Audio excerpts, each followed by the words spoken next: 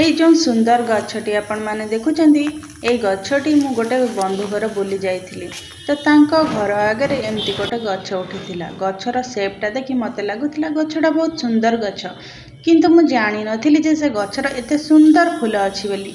दीर्घ 10-15 दिन आगुरु मु एमती ठीक एमती गोटे गछ तांको घर आगुरु ओपाड़ी आनी सेटा तांको गेट बाहर होता, किंतु मते जना नथिला जे ए गछटा गोटे एते सुंदर फूल गछ बोली। तापर आउ थरे मु तांको घर को जाइथिली 15 दिन पर देखिली जे तांको से घर जो बगीचा अच्छे से बगीचा रे से गछटा होइथिला आ से गछर बहुत सुंदर फूल फुटिथिला। तापर मु जानिगली जे सेटा गोटे भल गछटा बोली। तापर मु कौन कली ना से गछ आउ गोटे गछ उठिथिला, से गछ को मु ओपाड़ी नहीं आसिली। ओपाड़ी आनिबा पर से दुईटा जाक गछ को मु पानी रे पकई रखिथिली।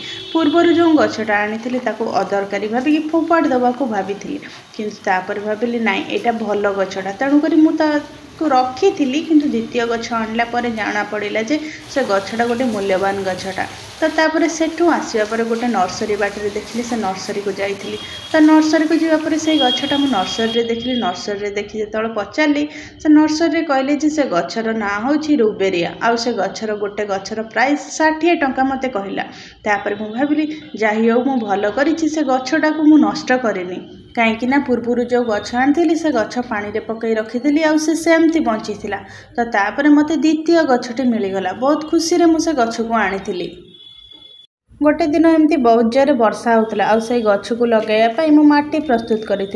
ठीक से गछ परी आम जीवन में बहुत किसी जिनिस बहुत किसी मनीष आसती, बहुत किसी परिस्थिति आसे जोटा को आम अदरकारी भाभी था, किंतु परवर्ती मुहूर्त में जापर था से सब आम बहुत दरकार एवं बहुत मूल्यवान। ठीक से गछ परी जेहेतु बहुत वर्षा होता छात उपर वर्षा पानी जमीला, से वर्षा पानी मु किसी कलेक्शन करी से जो गछ लगेबी माटी पट भरी थी, तो से जरी रे से पानी किसी देदेली, कहीं वर्षा पानीटा गोटे भल खत भाव में काम करता है। तो पानी भरिया पर देखो यहीटा हूँ से गछ मु जहाँ पानी रे पकईकी रखी तार चेर यहाँ मु 20 दिन आगुरी आनी जो पुराणा गछटी तार चेर भी बढ़ी जाइए हूँ नुआ गछ जोटा कि मु वर्तमान आनी। तो से दीटा जाक गछ को जो माटी भरी जरी रे जो पॉलिथिन आसी तो से जरी रे लगेदेली। देखो जरी रे लगेदेला पर गछटी केते साइज भाव में रहा। आउ ए गछटी जितेबाला बड़ हो एमती पर्पल कलर बहुत सुंदर फूल फुटब जमती प्रथमे आपड़ देखी।